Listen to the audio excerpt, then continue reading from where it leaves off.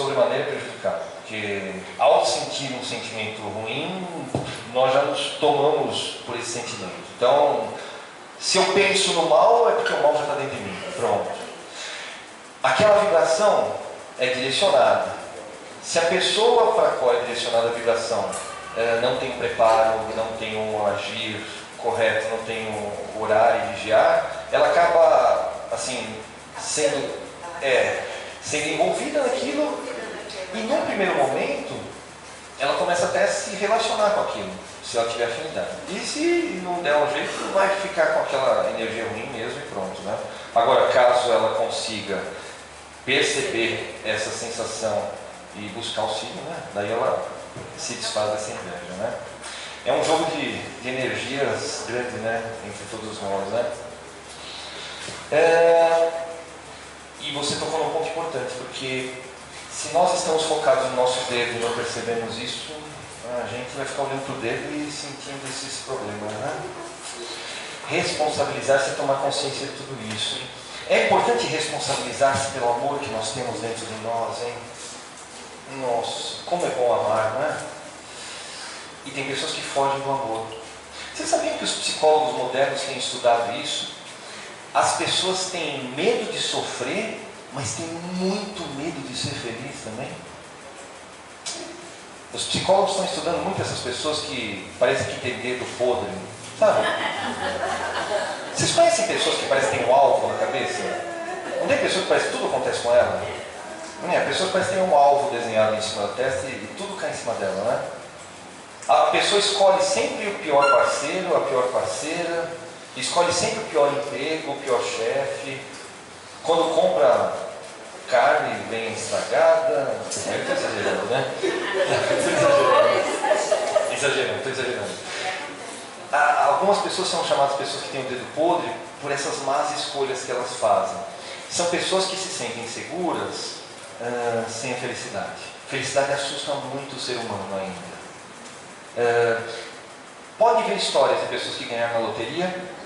Muitas delas dão um jeito de perder o prêmio rapidinho. Por quê? Porque é uma euforia tão grande, uma felicidade tão grande, a quantidade de coisas que ela vai poder fazer que antes ela não fazia é tão grande que ela não cabe em si de contente. E ela se desfaz rapidinho desse elemento que lhe dá felicidade, que nesse caso foi o dinheiro. Então ela fica pobre rapidinho, para voltar àquele estado normal. Os psicólogos estão estudando muito disso. Amar é complicado para o ser humano ainda. E por quê? Porque ele não entende esse amor. E até os psicólogos falam que então é importante, quando a pessoa encontra uma pessoa que lhe faz um par, que lhe completa, e essa pessoa sente aquele amor, é até importante fazer com que esse amor seja ou aconteça em doses homeopáticas.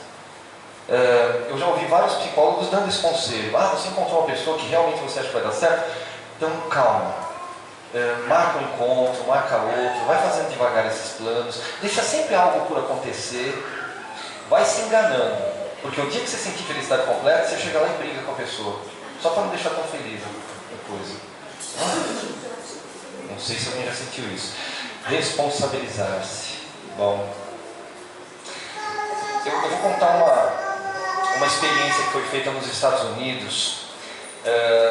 Lá, os psicólogos são contratados para fazer uma série de experimentos com as pessoas, e muitos desses experimentos visam fornecer informações para grandes empresas, para que essas empresas possam depois manipular os seus consumidores, né?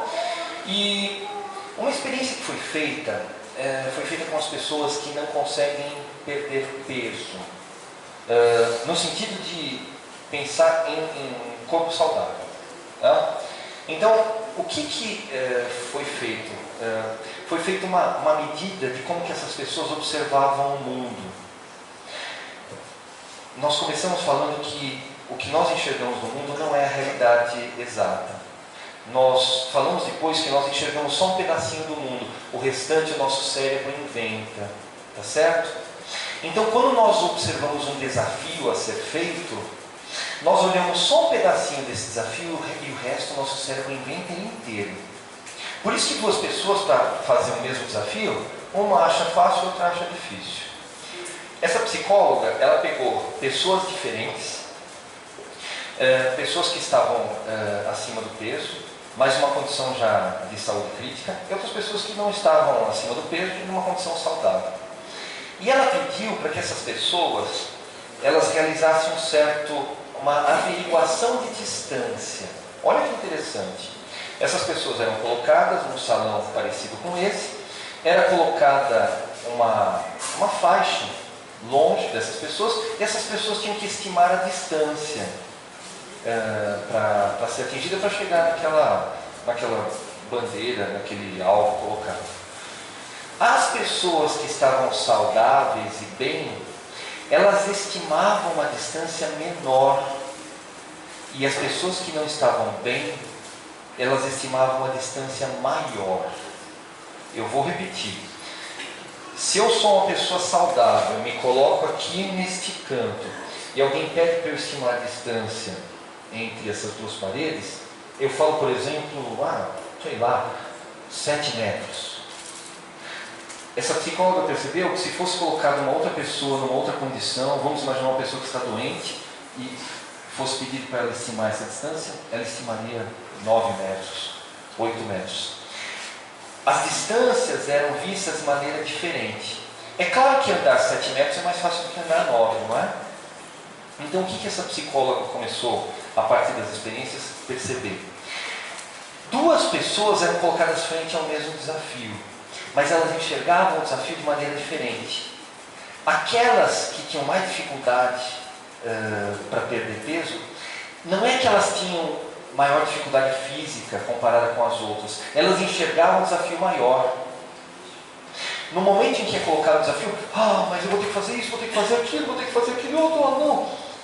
Elas enxergavam todo o lado ruim do desafio, mas o desafio era o mesmo para as duas pessoas. E as pessoas mais saudáveis, eu vou ter que andar essa distância? Tá bom. Eu vou ter que fazer tal coisa? Tá bom, então eu vou ter que fazer assim. Elas tinham uma outra visão do problema. O que essa psicóloga aferiu então?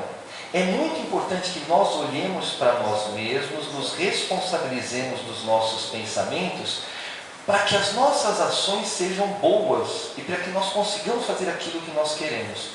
Sabe o que ela começou a fazer e que pode ser utilizada na reforma íntima? Ela começou a orientar os pacientes que tinham que fazer alguma coisa a não olhar para o caminho que ele tinha que percorrer, mas só olhar para o prêmio ou para o alvo. Olha só. Ela começou a pedir para aquelas mesmas pessoas que averiguaram as distâncias, para não averiguar a distância, não olhar para o caminho que elas tinham para percorrer, mas olhar para a linha de chegada. Ela pedia assim, olha para aquela linha de chegada e me fala, quanto você vai precisar andar para chegar até lá? Quando a pessoa não olhava para a distância, mas olhava para o alvo, ela falava uma distância menor. Por quê? Porque quando o nosso cérebro olha para isso, ele só enxerga isso. Nós focamos nisso. E o resto, a gente inventa. Ela falou que a melhor maneira de nós vencermos os desafios não é pensar o que nós temos que fazer para chegar naquele desafio, mas é olhar para o alvo e pensar, eu vou fazer isso desse jeito, pronto, vou chegar lá. Se nós queremos ser caridosos, então nós não temos que pensar, para ser caridoso eu vou ter que deixar de fazer isso, deixar de fazer aquilo, deixar de fazer aquele outro. Não, nós já devemos colocar na nossa mente a nossa imagem fazendo caridade, sendo caridosos. Parece até algo simplista, mas isso não é mágica. Isso é nós deixando de nos boicotar, deixando de nos sabotar. Como assim, Vitor, deixando de me boicotar e me sabotar? Quando eu olho para mim mesmo e penso em mim já fazendo a caridade, por exemplo, minha vontade é fazer caridade dando passe, minha vontade é fazer caridade distribuindo alimentos. Eu já vou me imaginar dando passe, já vou me imaginar dando alimentos. Pronto. Nós esquecemos todo o caminho que nós temos para percorrer e nós só pensamos naquele prêmio. naquele alvo. Isso facilita muito a conseguir aquilo que nós queremos. Quando nós pensamos em perdoar, vamos lembra de uma pessoazinha que você precisa perdoar. Ao lembrar dessa pessoa já dá até um desgosto. Não pensa na pessoa. Pensa em você feliz, jogando fora aquele sentimento e se sentindo bem. Se você pensar em você feliz, pronto, mudou o pensamento. Você passa a não pensar mais no caminho. Porque se você pensar no caminho, capaz de você imaginar que o caminho é muito longo. Você passa a pensar no prêmio que você vai ter, o sentir-se bem. Não é bom nós nos livrarmos de uma angústia? É ótimo, não é? Então vamos pensar em nós livres dessa angústia, felizes. Essa psicóloga não coloca aqui uma mentalização, não coloca aqui um elemento mágico. Não, ela quando nos pede para que nós olhemos para o prêmio que nós temos que atingir, ela está pedindo para que nós deixemos de lado o nosso homem velho, que fica pensando na problemática ao invés de pensar naquilo que ele quer, ou no lugar que ele quer chegar. Responsabilizar-se pela vida é responsabilizar-se pela nossa reforma íntima. Porque tudo que nós temos dentro de nós, como vida, como sentimentos, passam pela reforma íntima. Então, responsabilizar-se por nós mesmos é responsabilizar-se, ou responsabilizarmos, né, por aquilo que nós conhecemos de nós e por aquilo que nós não conhecemos de nós. É claro que muitos devem estar pensando nesse momento, mas Deus não vai me punir, né? Vamos usar uma palavra bem antiga, né? Punir. Deus não pune, né? Deus não vai me punir por algo que eu não sei que eu fiz, ou por algo que eu desconheço. É verdade, é verdade. Porque na verdade não é Deus que pune, Deus não pune ninguém, Deus nos quer sempre felizes e amando. A nossa consciência culpada é que fica olhando para dentro de nós e falando, olha, tá vendo, você fez aquilo, você fez aquilo, você fez aquilo, você fez aquilo. Então quando nós não percebemos que fizemos o mal, nós não nos sentimos mal, mas às vezes fizemos o mal. Não somos punidos nesse sentido, não ficamos rememorando aquele ato. Mas quando nós agimos inconscientemente e fazemos algo que prejudica o outro, nós também podemos nos prejudicar. Se eu faço mal para alguém sem perceber, esse alguém pode revidar esse mal. E é aí que começa esse jogo. Então, responsabilizar-se pela nossa reforma íntima, pelo nosso autoconhecimento, é começar a conhecer cada pedacinho da nossa alma para ficar consciente desses pedacinhos da nossa alma e para poder trocar os bons, ou melhor, os maus sentimentos pelos bons. E com isso nós caminhamos muito, mas muito mais. Então, nós, quando nos autoconhecemos em relação a todos esses elementos, né, de virtude, ou então de defeito, nós acabamos nos centrando mais. Como é bom nos autoconhecer, não é? Como é bom nós abandonarmos quaisquer aí defeitos e trocarmos por virtude.